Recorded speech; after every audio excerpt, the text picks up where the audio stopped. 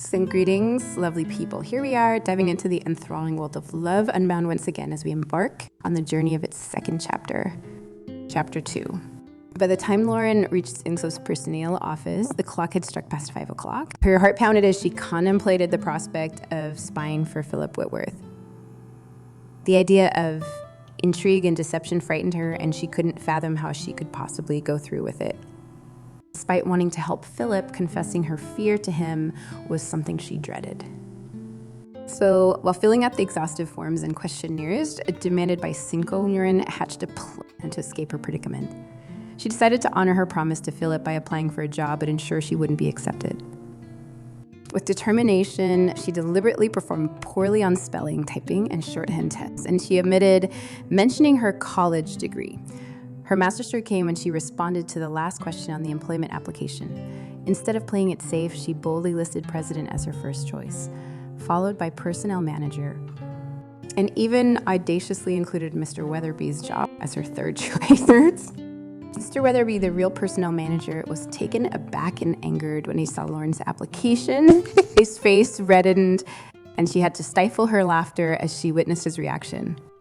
It seemed Lauren had a knack for intrigue and subterfuge, at least in this. He informed her coldly that she did not meet Cinco's hiring standards for any position. Sitting in the building, Lauren was met with a dreary, overcast August evening that had turned into a windy and dark night. Raindrops started to fall as she made her way through downtown traffic. She decided to take a shortcut through a construction site to reach her car faster. Shielded from the wind by the towering high-rise building, she ventured forward. So, walking near the impressive structure, Lauren couldn't help but notice its grandeur with lights scattered across the mirrored glass. The thought of being alone in a potentially dangerous city gave her a shiver of fear. Suddenly, heavy footsteps approached from behind, causing her heart to race in terror. She hurried, but so did the mysterious figure behind her. In a panic, Lauren stumbled and fell near the entrance where two men emerged from the building. Desperate and embarrassed, Lauren joked about her clumsy fall, but the men were genuinely concerned. With their help, she managed to stand up despite her injuries. As they assisted her, she found herself intrigued by the one called Nick. Still, she pleaded with them not to call an ambulance, insisting it was more embarrassment than injury. Relieved, she allowed herself to be guided towards the dark lobby by the man named Nick, hoping her daring escapade would end without any further mishaps.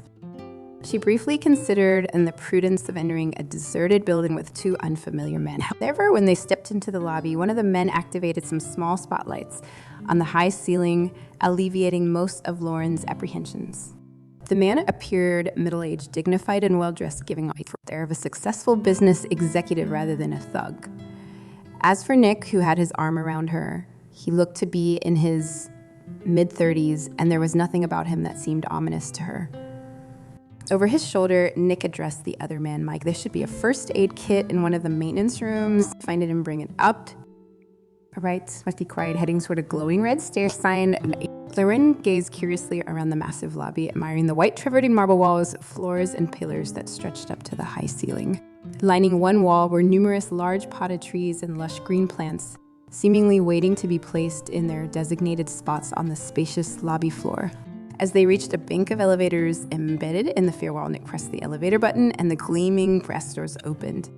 Lauren entered the brightly lit elevator and Nick explained, "I'm taking you up to a furnished office where you can sit down and rest until you feel steady enough to walk unaided." Grateful for his assistance, Lauren smiled at him but was taken aback when the improved lighting revealed his strikingly handsome features. Trying not to be too obvious, she discreetly studied his profile. Nick seemed even more handsome up close, towering at least 6 feet 3 inches tall with a strong, athletic build. His well-styled coffee brown hair and confident demeanor only added to his allure. As they arrived on the 80th floor, Nick activated the lights, revealing a luxurious reception area and several large walnut-paneled offices. Lauren marveled at the opulence, especially after comparing it to her previous job in a cluttered office. Nick corrected her assumption, saying skilled professional secretaries take great pride in being just that, and the salaries they're getting are soaring every year. So, realizing that Nick didn't seem to notice her in a romantic way, Lauren felt a mix of confusion and disappointment.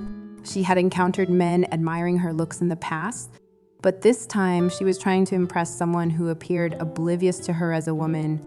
Nick offered her a drink, pointing to the concealed bar behind a rosewood panel. Lauren's sudden reaction to the lavishness seemed to amuse him, further deepening her frustration about his apparent lack of interest in her.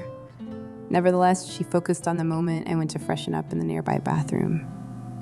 Caught staring at him, Lauren quickly came up with a pretext, claiming she was afraid of elevators and needed distractions to cope with the height. Though Nick complimented her ingenuity, she sensed that he saw through her ruse.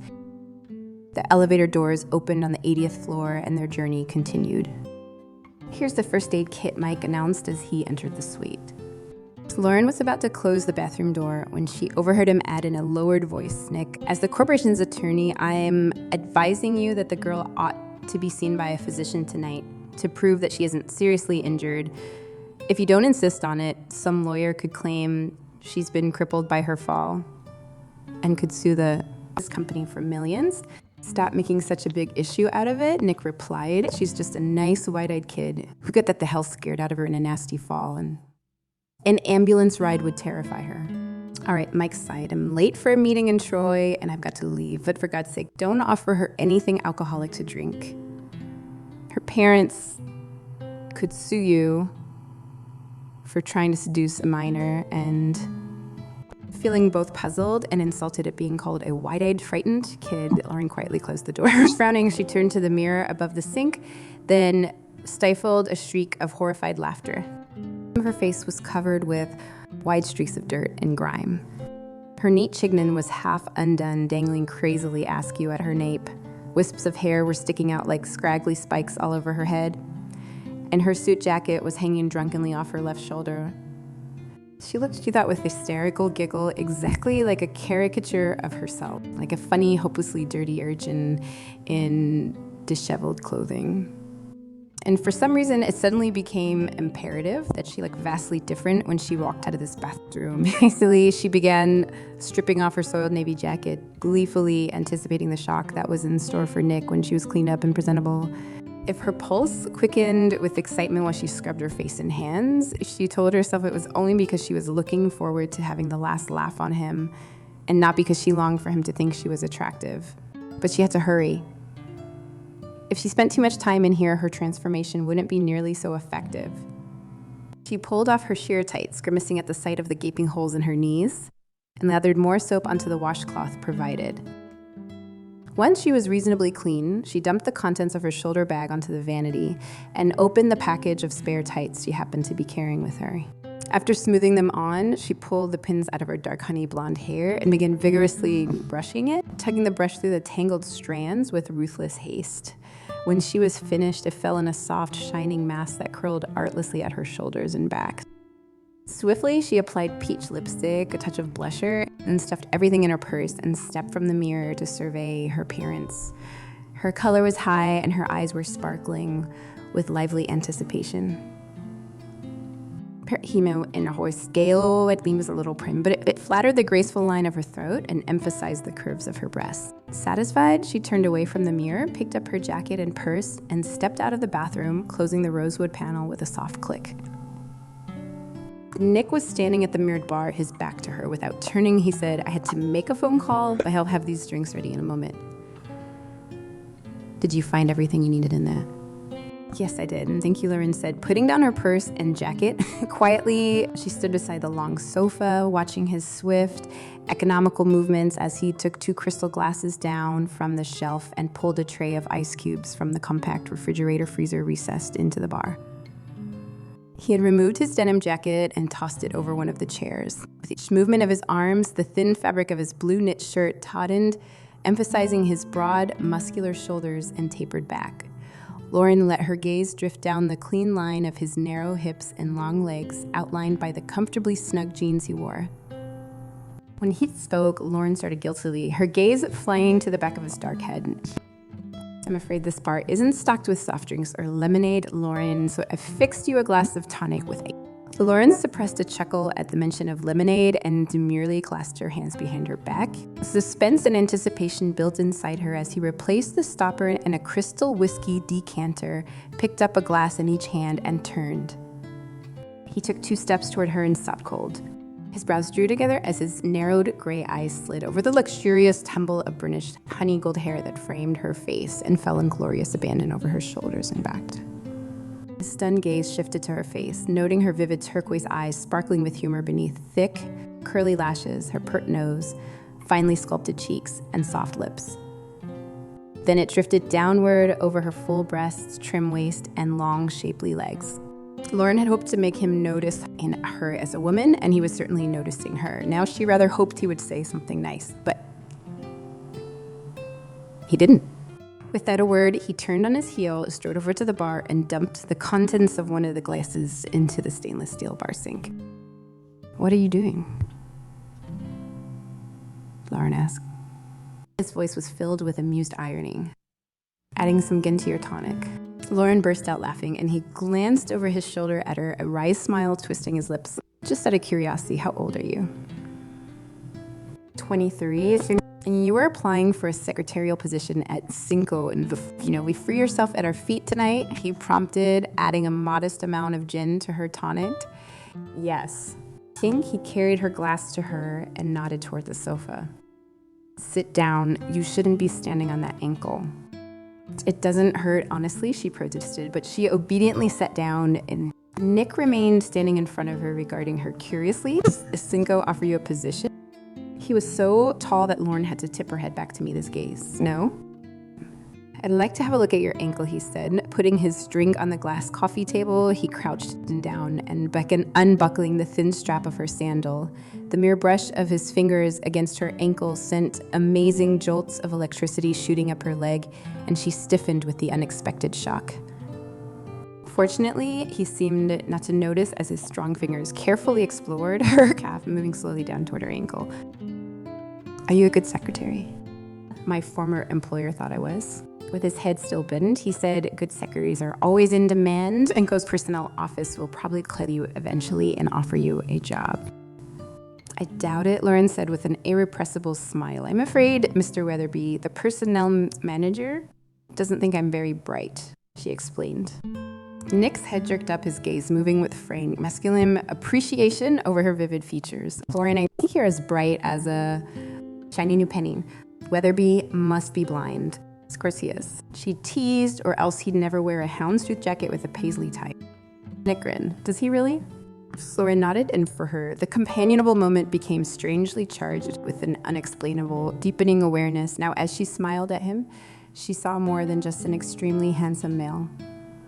She saw a mild cynicism in his eyes that was tempered with warmth and humor, the hard-bitten experience that was stamped on his strongly chiseled face. To Lauren, it made him even more attractive.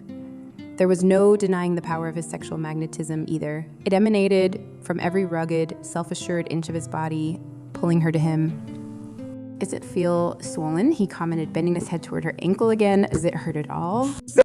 "Very little. Not nearly as much as my dignity is lean." "In that case, bar your ankle and your dignity will probably be fine."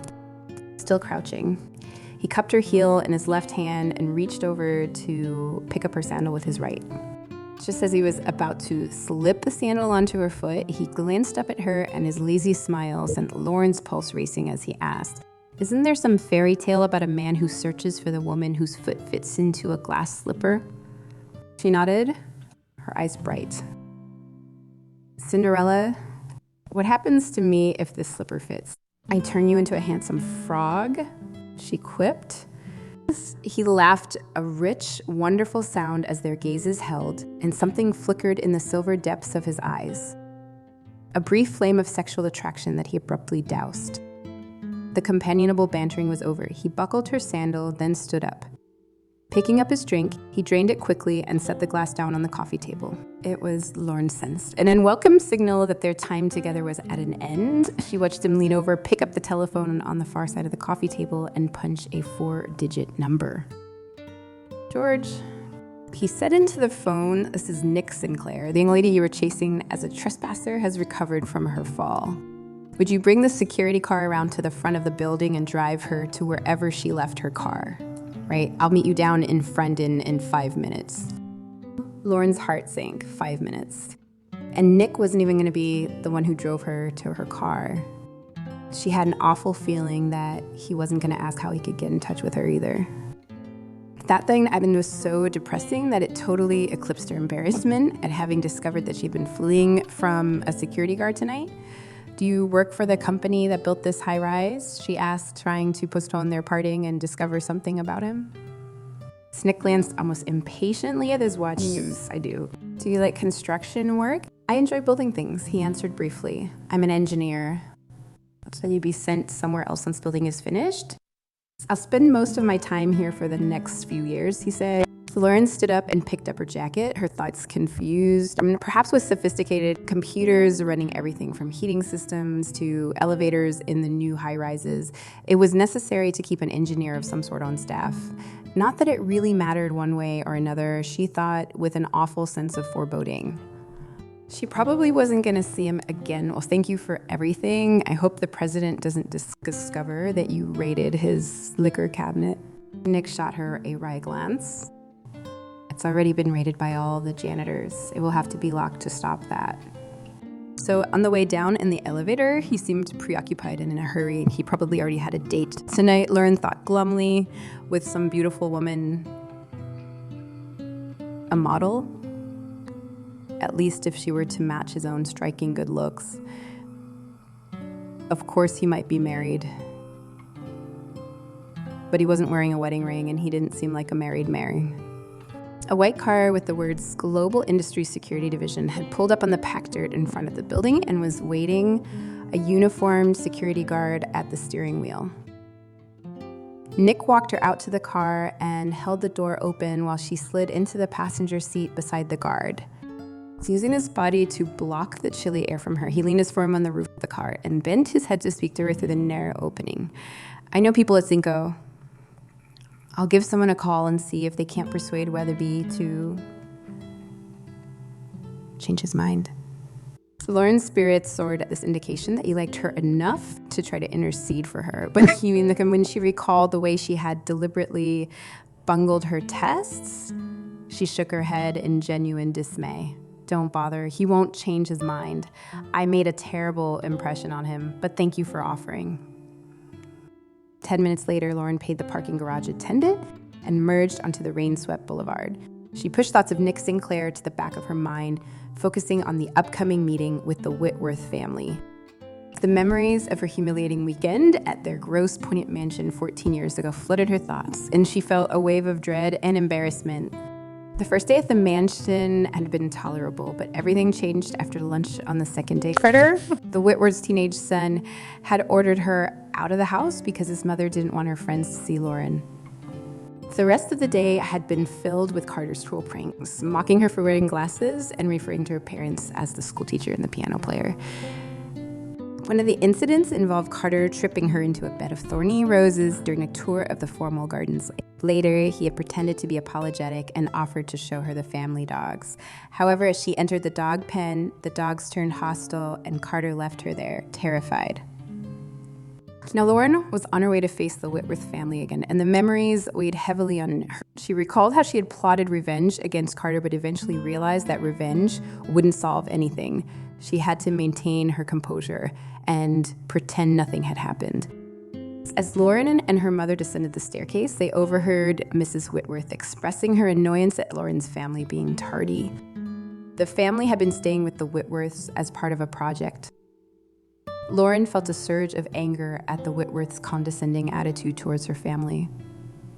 In an act of defiance, when her mother received a phone call, Lauren decided to make a statement during dinner. She pretended to say a prayer, but instead made a pointed remark about hypocritical people who thought they were superior because of their wealth.